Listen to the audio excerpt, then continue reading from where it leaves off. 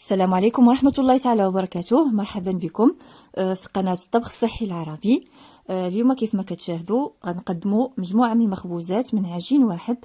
غنحصلوا أو غنخرجوا مجموعة من المخبوزات صحية بمكونات كلها صحية. ولكن قبل هذا فما ننساش أنني نذكركم أن الفيديو بشراكة مع قناة المطبخ المغربي أو القناة طبخ مغربي.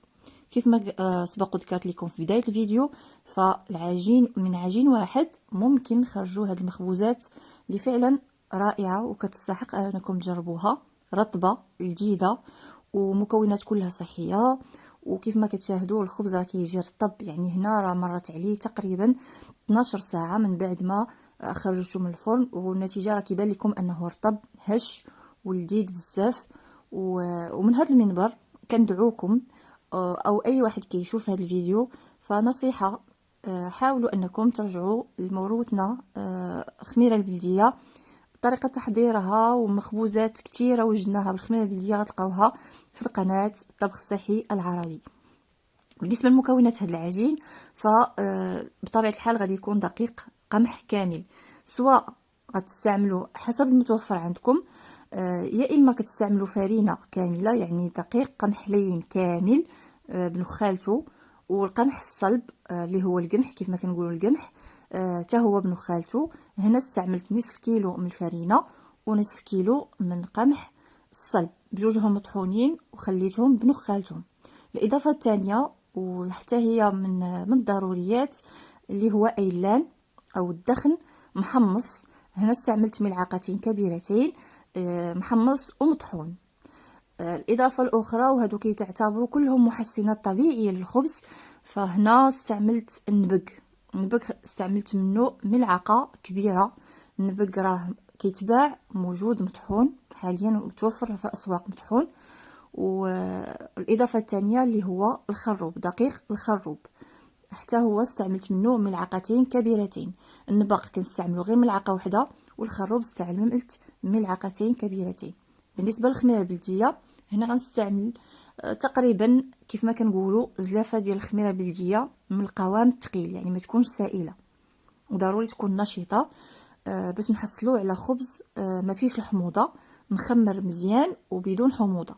غنخلط المواد الناشفه مع بعضياتها وغادا نضيف الخميره البلديه. هنا غنستعن بالعجان الكهربائي لاسباب صحيه، فنستعملوا او على حسب نتوما الا كانت عندكم امكانيه انكم تعجنوا بيديكم فيه يكون احسن.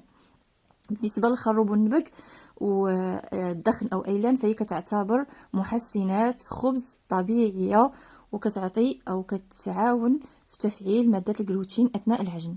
كذلك ضفت له ملعقه كبيره من دبس التمر، كذلك غتلقاوه في القناه سبق وحضرناه.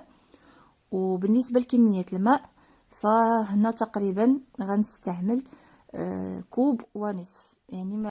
ودائما بالنسبه للماء راه كيبقى على حسب نوعيه الدقيق، كاين النوع اللي كيتشرب وكاين النوع اللي ما كيتشربش، وكنوضعوها تعجن في العجان على الاقل 7 دقائق. بالنسبه للحشوه ديال البغيوش فغتكون عباره عن قرعه حمراء تقريبا 100 غرام او قطعه صغيره، ومعها الكاكي غنغسلو مزيان، غنزول ليه القشره وغنقطعهم بزوج بهم مربعات او مكعبات صغيره.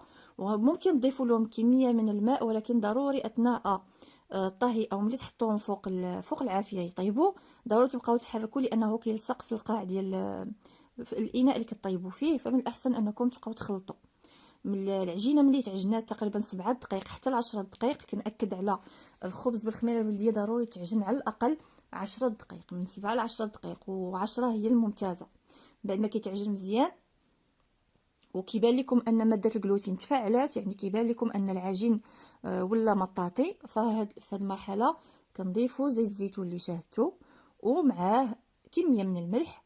هنا استعملت الا كان عندكم كاس العنبه غتستعملوا نصف كاس عنبه زيت زيتون، والا كان عندكم كاس شاي صغير يعني صغير من كاس العنبه فتستعملوا كاس الا ربع. كتخليو العجان كيعجن تقريبا على السرعه الدنيا او المتوسطه حتى كيمتزج او العجينه كتشرب هذاك الزيت الزيتون كامل. وبطبيعه الحال الملحه راه كتزيدوه يا اما قبل يا اما من بعد. الا زدتوها قبل ما تزيدوا زيت الزيتون فضيفوا لها شويه الماء باش كتمتزج مزيان مع العجين. هنا من بعد ما تعجنت مزيان مزيان مزيان ومع الحراره والماء، فالخروب راه كيعطي واحد الماده صمغيه بحال الجيلاتين، فهي حتى هي كتخلي العجين كيكون طري بزاف. هذا هو قوام العجين. كنغطيوه الماء كيف ما قلت لكم خاصو يكون سخن من دمعه العين، خاصو يكون سخون، تحسوا به سخون لان تبارك الله الجو بارد، باش كتضمنوا ان الخبز غادي يتخمر لكم مزيان. كنخليوه على جنب في المطبخ، وتقريبا نص ساعه الى ساعه الا ربع من الراحه. بالنسبه للخليط ديال القرعه حمراء والكاكي، فطحنته هو سخون في محضر طعاميه هذه كيف ما كتشاهدوا، ما تخليوش فيه الماء، حاول انه تخليوه انه يتشرب.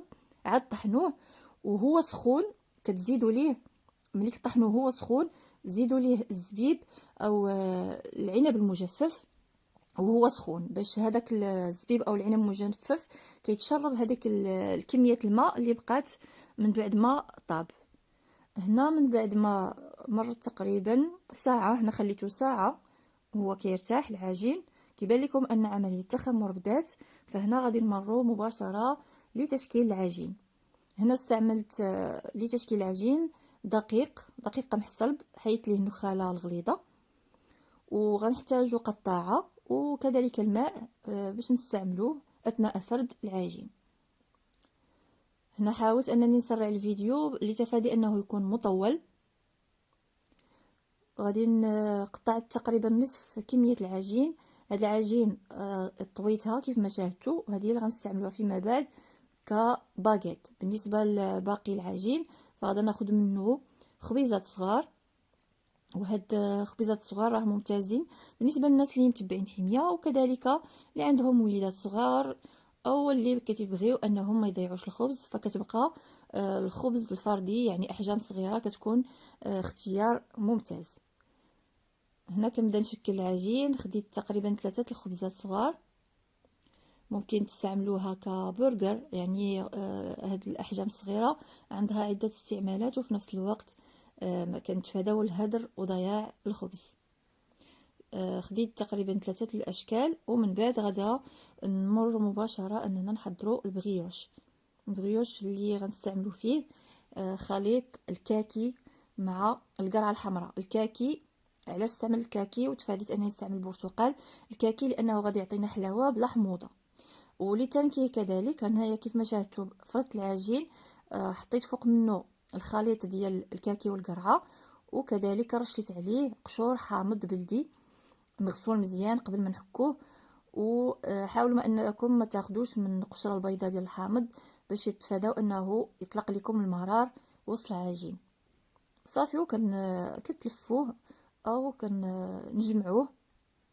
هنا كنستعمل عرفتوا هاد الشيتا راه كيستعملوها في السراج، ولكن انا راه شريتها على اساس نستعملها في المطبخ بحال هكذا، لانها كتسهل جمع الدقيق، وحتى اذا كان فائض فوق العجين فكتسهل وكتزولو بكل سهوله وبلا ما كيأثر على العجين بصفه نهائيه. بالنسبه لتشكيل العجين او الاشكال كتبقى دائما على حسب الذوق ديالكم وعلى حسب الرغبه. فهنايا خديت 4 اشكال فقط للتنويع، والباقي غادي نعملو على شكل بغيوش كبير. استعملت هنا قالب زجاجي من سعه لتر ونصف، ودهنته بالقليل من زيت جوز الهند. دهنته مزيان. كيف ما كيبان لكم العجين قطعته على 3 ليكودا او اصابع، وغادا نضفرها كيف ما شاهدتوا. وحاولوا ما امكن انكم تبينوا هذاك الحشوه كيف ما عملت. وغنغطيوها ونحطوها على جنب حتى تخمر ويتضاعف الحجم ديالها. ودابا غادي ندوزو باش نكملوا العجين اللي طويناه في المره الاولى. هذاك الطي ديال العجين راه كيفاعل الجلوتين، وفي نفس الوقت كيعطي مسام للعجين، ولو انه بدقيق قمح كامل فهو غيكون عجين مسامي وكيكون رطب وهش. هنا غادي نشكلو على شكل باغيت، يعني كيف ما كتشاهدوا كنطووه 3 طيات، وفي كل مره كنضغطوه جيدا لاقفالهم باحكام، يعني كنسدو مزيان العجين وما نضغطوش بزاف باش ما نضيعوش الهواء او التخمر اللي وقع.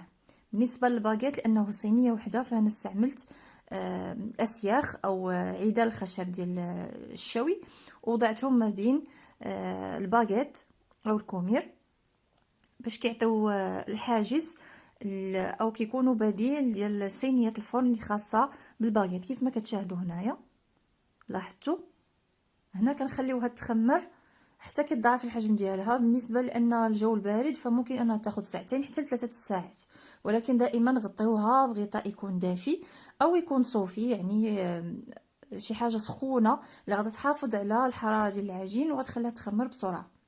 هنا اللي كيبان لكم الفراح فهذه هي التقنيه الجديده اللي غادي نستعملوها واللي كتساعد على ان الخبز كيطيب مزيان وفي نفس الوقت كيجي محمر وفي نفس الوقت كيحافظ على الرطوبه ديالو. الفراح كنقلبوه على الظهر ديالو كنوضعوه في الرف الفوقاني فوق الشبك وكيكون هو الحاجز ما بينه وبين الحراره اللي كتكون علويه، هو اللي كيوزع الحراره. والماء كنوضعوه في قاع الفرن. هنا استعملت كوبين من الماء باش تكون نسبه رطوبه عاليه في الفران وكتخلي الخبز انه كيتشرب هذيك الرطوبه وما كينشفش وهو كيطيب. هنا كيف ما كتشوفوا هذا هو الغازوار او الشفره اللي غادي نستعملها في التقطيع. هنا لصقتها في سيخ الخشب او في الزلاق او في قضبان ديال الخشب كيف ما كتشوفوا، وتاكدوا انكم قطعتوا العجين باش تحصلوا على يعني الشكل ديال الباغيت. وزولوا كذلك ما تنساوش تحيدوا هذوك العيدان ديال الخشب وكتسرحوا او كتبسطوا الورق او ورق الخبز قبل ما يدخل الفرن باش تاكدوا ان او كتضمنوا ان الباغيت غادي يتحمر وهو في الفرن. بالنسبه للباغيت فكياخذ مده الخبز تقريبا 30 دقيقه. الفرن كيكون مشتعل من الفوق والتحت مده تقريبا كيف ما قلت لكم 30 حتى ل 35 دقيقه على 250 درجه. بالنسبه للبغيوش فهو تقريبا كياخذ نفس المده، غير هو على حسب نوعيه الفرن وعلى حسب الجوده ديال الفرن فممكن المده تقل وممكن تنقص. ولكن في غالب الاحيان الا كنتو استعملتوا فرن كهربائي كيف ما استعملت فمده الخبز كتاخذ العدد اللي قلت لكم. الا ما كنتوش غتستعملوا الفراح ديال الطين فممكن تستعنوا بالمقله ديال وجده او المقله المجديه او المقله الثقيله، ولكن ما تكونش فيها دهون او ما تكونش مزيته لانها غادا تعطي غاز خانق ودخان كبير، فمن الاحسن تكون ما فيهاش الزيت. وهادو هما مخبوزاتنا كيف ما كتشوفوا. لا بغيتوهم انهم يتحصلوا على نتيجه رطبه فمجرد ما انهم يخرجوا من الفران كتغطيوهم مباشره بمنديل. بالنسبه للبغيوش خليتها في الاناء ديالها مباشره ما خرجت من الفران وغطيتها وخليتها بردات 10 دقائق وزولتها من القالب وغطيتها وخليتها حتى بردات. ضروري تغطى باش كتبقى محافظه على الرطوبه ديالها. وكذلك الباغيت هنا كيف ما كتشاهدوا راه دازت عليه تقريبا 12 ساعه قبل ما نوريه لكم كيف ما كتشاهدوا. علاش؟ باش مجرد ما انني نقطعهم ما يتعجنش البغيوش وما يتعجنش كذلك الخبز. بالنسبه للبغيوش فضفت بعض القطع من الشوكولا او الشوكولات. الشوكولات حاولوا يكون نوعيه ممتازه وتكون الزبده او الماده الدهنيه المستعمله تكون من زبده الكاكاو باش كيبقى محافظ على الشكل ديالو والقوام ديالو وما كينشفش وسط الفرن. وهذا هو الباغيت كيف ما كتشوفوا مهوي من الداخل مجعب. ولو انه خميره بلديه ضروري الخميره تكون منشطه قبل ما تعجنوا بها، هذه ما تنساوهاش. وعلاش لا ما نرجعوش هذا الموروث المغربي او المغاربي ديال الخميره البلديه ونقدموا بها مخبوزاتنا صحيه في الافطار وكذلك للاطفال، صحيه مغذيه مشبعه كذلك للناس اللي متبعين حميه لانقاص الوزن. وصلنا هنا لنهايه الفيديو وما نساش نذكركم بانه كان بشراكه مع قناه المطبخ المغربي او القناه طبخ مغربي. وما تنسوش كذلك الالتحاق بقناه الطبخ الصحي العربي. والسلام عليكم ورحمه الله تعالى وبركاته.